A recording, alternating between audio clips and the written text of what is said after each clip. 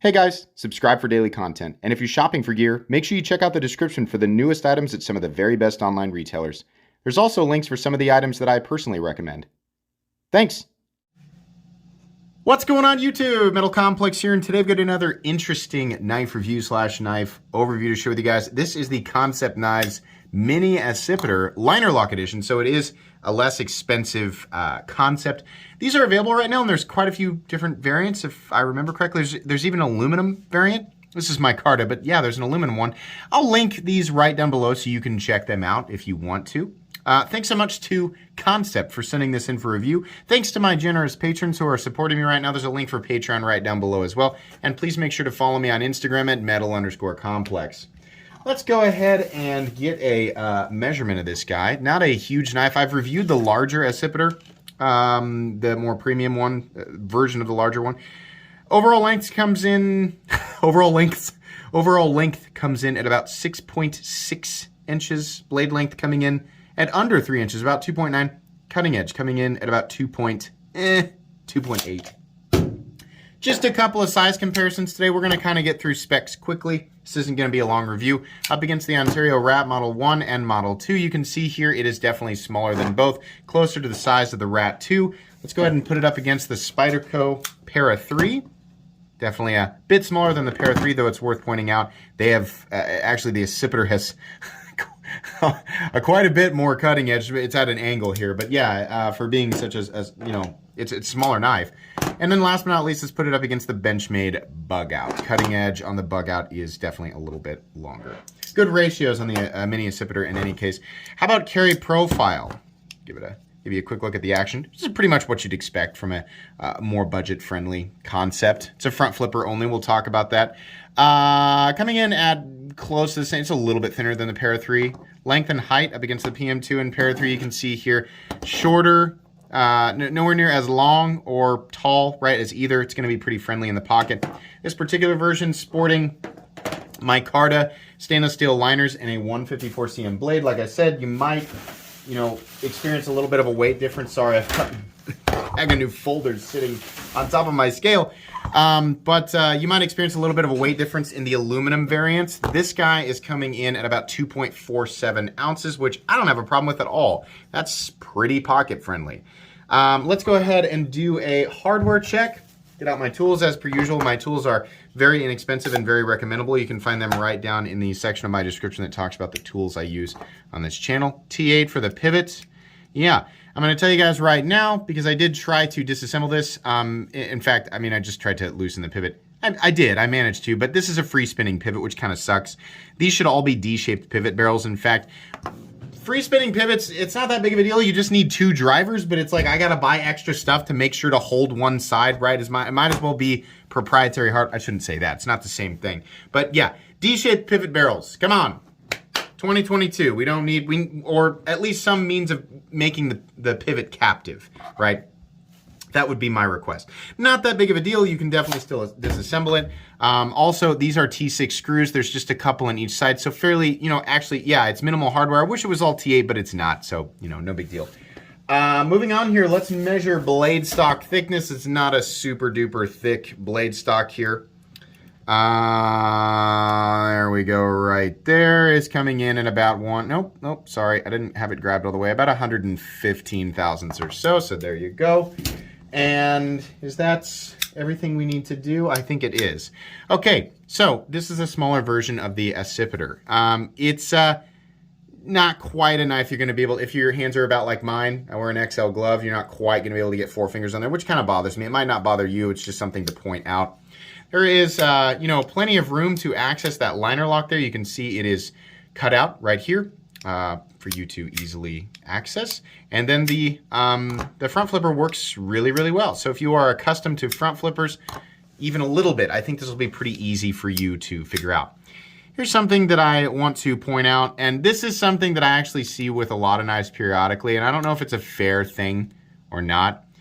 Liner lock knives, no matter how lightly, right? Let's use, for example, the Ontario Rat 2. I'm going to slowly open this knife, and then the lock is going to engage, right?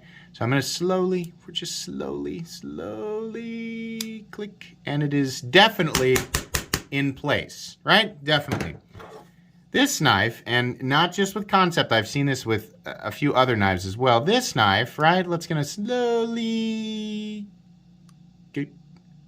Oh, is it engaged? No, it is not. I should not have to flick this thing super hard to get the lock to engage. Like right here, yeah, it's totally engaged, right? That's fine. But if I just open it, right, and it's not likely, but if you're somebody who likes to wheel their knives out a little bit, well, guess what? It's not engaged. It needs to be cut a little bit more so that it's automatically, I would much rather it lock up a bit later. A lot of people go, oh, wait, lock up. It should definitely, I'd rather it lock up later and be solid than not lock up if I decide to just kind of wheel it out, right? It should be locked out, right? Well, it's not. Well, it actually slipped out and then back into place. But going to here, right? Now maybe it's gonna prove me wrong now. Slowly, slowly, right? Should be locked out. It's not, right? If I slowly open this up, right, and it locks, it should stay locked out. I shouldn't have to worry about, do I need to keep opening it, right? That's what I'm saying. So that's kind of a bummer. I think that this is probably just a poor example because truthfully, all of the other Kansept knives that came in the box with this one was a lot. I got like 6 at one time. And most other I think pretty much all other Kansept knives that I've received have not had this issue. But I have seen it before in liner locks. We need to prioritize lockup solidity over, life of the lock or being concerned with it locking up early to begin with. This knife I have had forever. It's settled in about right here. 70% or so, hasn't moved. Always locks up in exactly the same place. Whoops, I wasn't showing it on camera, right? Whether I go slow, it's right there. Or if I decide to flick it open, it's in the exact same place, right? That's generally how those locks are gonna work. So I do not want this whole, it should be locked out right here, and then it isn't, right?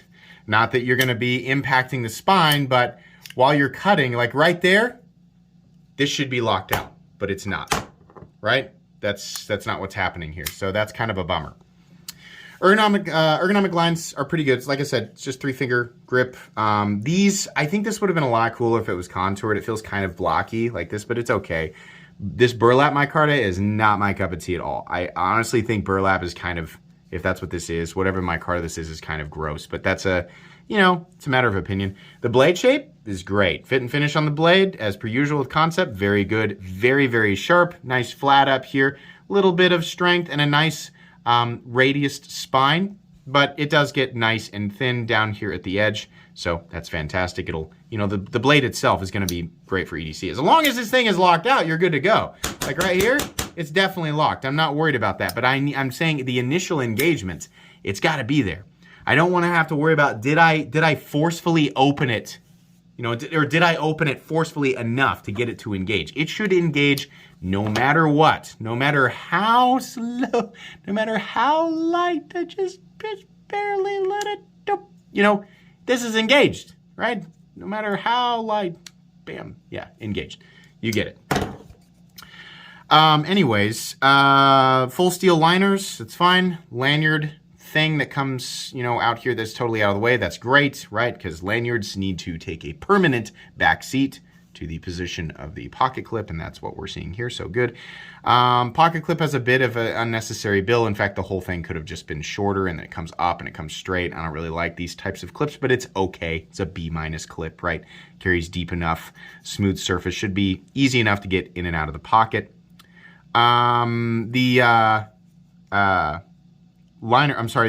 stop pin is internal. It's following the blade, rides in some channels and contacts either side on the liners, right? If it is completely and totally locked out, it's completely and totally solid. It's not gonna disengage, right? But you gotta make sure, at least on this one. I have a feeling that mine's kind of a dud, just judging by what I've experienced with Kansept. But no pivot lash, and the detent is also nice. Something that bothered me though, it's off center. I actually tried to center it, and this one wouldn't center.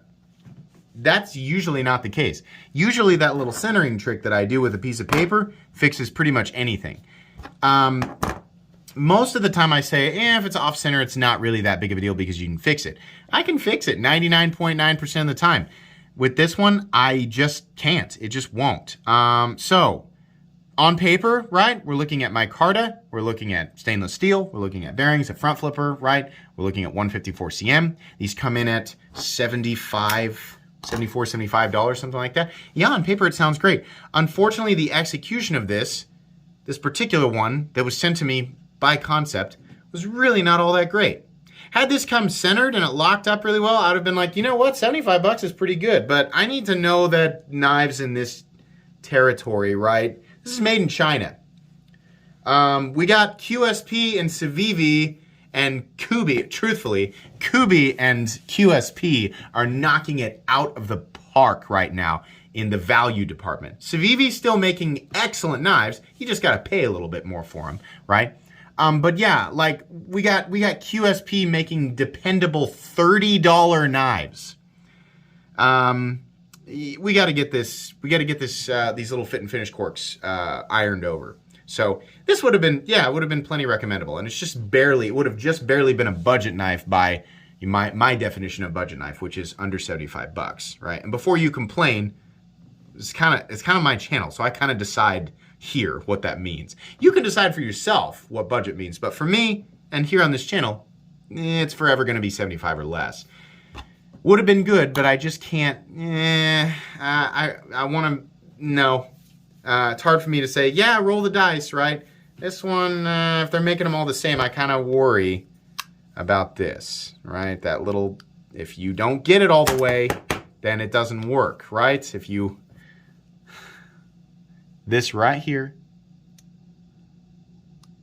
that should be locked out, but it isn't, right? This isn't even one that I can give away. So I don't know. I might have to take it apart, find a way to knock that down a little bit. I'm not really sure. The problem is I don't want to affect the geometry and make it unsafe, even if it is engaging deeper. I don't want to make that surface more slippery. Or change the angle to the point where it might be sticky, but with enough force it disengages, right? That's, a liner lock should engage to the point where when it is locked out, it does not matter how much force, right? It doesn't matter. I'm sure you guys couldn't hear what I was saying because this was so loud, but it shouldn't matter. So let's get that. If we're going to do liner locks, we've got to get that geometry correct. That's going to be pretty much it today, guys. Please make sure to follow me on Instagram at metal_complex.